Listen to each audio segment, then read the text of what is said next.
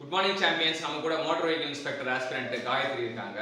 நம்ம இன்னைக்கு என்ன டாபிக் வந்து அவங்க ஃபோக்கஸிங் டாபிக்ஸ் பார்த்த மோட்டார் வெஹிக்கிள் இன்ஸ்பெக்டர் எக்ஸாம் அப்படின்னு பார்த்தீங்கன்னா, மோட்டார் வெஹிக்கிள் இன்ஸ்பெக்டரில் கேட்கப்பட்ட 2 ஏரியா, அவங்க ஒரு 2 ஏரியாவை சூஸ் பண்ணியிருக்காங்க. ஒன்று ஃபர்ஸ்ட் ஏரியா வந்து ஐசி இன்ஜின் ஃபினாமினா. இது சம்மந்தமாக எப்போ ஐசி இன்ஜின் ரிலவெண்ட்டாக கேள்வி கேட்டாங்கன்னா கண்டிப்பாக இந்த கேள்வி வந்துடும்.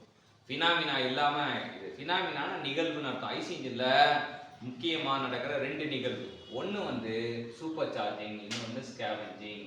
இப்போ சூப்பர் சார்ஜிங்னா என்ன? Super charging is process of increasing mass of air into a cylinder in a IC engine by compressor. So நம்ம என்ன பண்ணுவோம் அப்படின்னா, மாஸ் ஆஃப் ஏர் ஃப்ளோ ரேட்டை அதிகப்படுத்துவோம். அவ்வளோ மாஸ் ஆஃப் ஏர் ஃப்ளோ ரேட்டை அதிகப்படுத்துவோம் by increase the density of the air. அந்த density of ஏரை அதிகப்படுத்தி இது பண்ணுவோம் அப்படின்னு தான் அர்த்தம். ஸோ அப்படி பண்ணுறதுனால நமக்கு என்ன நடக்கும் அப்படின்னா, நமக்கு ஏன் சார் இதெல்லாம் பண்ணிட்டு இருக்கீங்க, ஏன் இன்க்ரீஸ்டு டென்சிட்டி ஆஃப் ஏர் பண்ணுறீங்க, இல்லை increased mass flow rate of ஏரை பண்ணுறீங்க அப்படின்னா, நமக்கு இன்க்ரீஸ்டு பவர் அவுட்புட் கிடைக்கும்.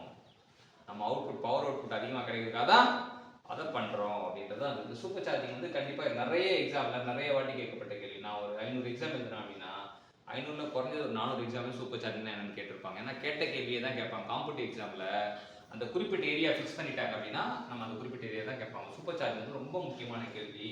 அது ஐசி இன்ஜின் ஃபினாமினா. அடுத்தது scavenging. Scavenging is a process of removing burnt gas from the combustion chamber of the engine cylinder. So combustion சேம்பரில் பர்ன்ட் கேஸ் இருக்கும். எரிஞ்ச பிறகு அந்த எரிஞ்ச வாயு இருக்கும், பர்ன்ட் கேஸ் இருக்கும். அதை வந்து ஃப்ரெஷ் ஏரை வந்து வச்சு ரிமூவ் பண்ணணும், ஃப்ரெஷ் சார்ஜை வச்சு ரிமூவ் பண்ணணும்.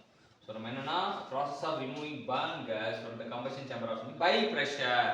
ஸோ வந்து புதுசாக வர ஏரை வச்சு அதை பழையன கழிதலும் புதியன புதுதலும் மாதிரி புது ஏரை சார்ஜை வச்சு நம்ம என்ன பண்ணுவோம், பழைய பர்ன்ட் கேஸை ரிமூவ் பண்ணுவோம். அதான் ஸ்கேவெஞ்சிங். இந்த 2 கான்செப்டும் அந்த ஸ்கேவெஞ்சிங்கும் திரும்ப காம்படிட்டிவ் எக்ஸாமில் நிறைய வாட்டி கேட்கப்பட்ட கேள்வி.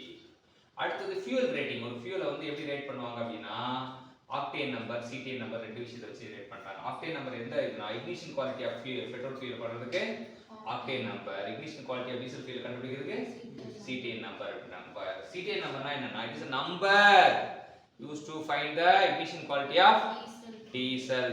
அப்ப எப்படி ஞாபகம் வச்சுக்கிறது, ஏபிசி சொல்லி பாத்தீங்கன்னா ஏ பி சி, சி அப்புறம் என்ன வருது, டி வருது. அப்ப சிடிஎன் நம்பர்னா டீசல். அப்ப சிடிஎன் நம்பர்னா டீசல் ஃபியூலை வந்து இது பண்றது தான் இது.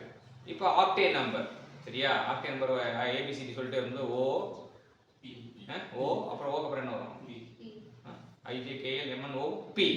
அப்போ ஆக்டேன் நம்பருக்கு அப்புறம் பெட்ரோலோட இக்னிஷன் குவாலிட்டி பண்ணுறது இது. ஏபிசிடி தெரிஞ்சாலே நம்ம வந்து ஞாபகம் வச்சுக்கணும். இதுக்கு இன்ஜினியரிங் நாலேஜ் தான் தேவையில்லை, ஆல்பபெட் நாலேஜ் தெரிஞ்சாலே போதும், நம்ம ஈஸியாக ஞாபகம் வச்சுக்கலாம். ஆக்டேன் நம்பருக்கு பெட்ரோல், சிடிஎன் நம்பருக்கு டீசல் அப்படின்றது. ஸோ இக்னிஷன் டிலே அப்படின்னா என்ன?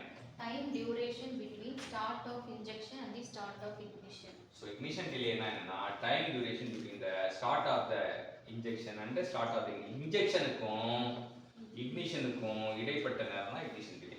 இன்ஜெக்ஷனுக்கும் இக்னிஷனுக்கும் இடைப்பட்ட நேரம் தான் ignition delay. So motor vehicle inspector கேட்கப்பட்ட கேள்வியிலேருந்து ஒரு 2 ஏரியாவை கண்டுபிடிச்சி, அந்த 2 ஏரியாவில் ஒரு 5 கான்செப்டை கண்டுபிடிச்சி நமக்காக வேலை செஞ்ச காயத்ரிக்கு வேலை கிடைக்கணும்னு சொல்லிட்டு கடவுள்கிட்ட பிரார்த்தனை செய்வோம். அதுக்கப்புறம் அவங்க இந்த செயலை நமக்காக பண்ணதுக்காக நம்ம என்ன பண்ணணும், பாராட்டு தெரிவிக்கணும். பாராட்டு தெரிவிக்க மட்டும் இல்லாமல் நன்றி வாழ்த்தணும். அதுக்கப்புறம் நன்றி சொல்லணும்.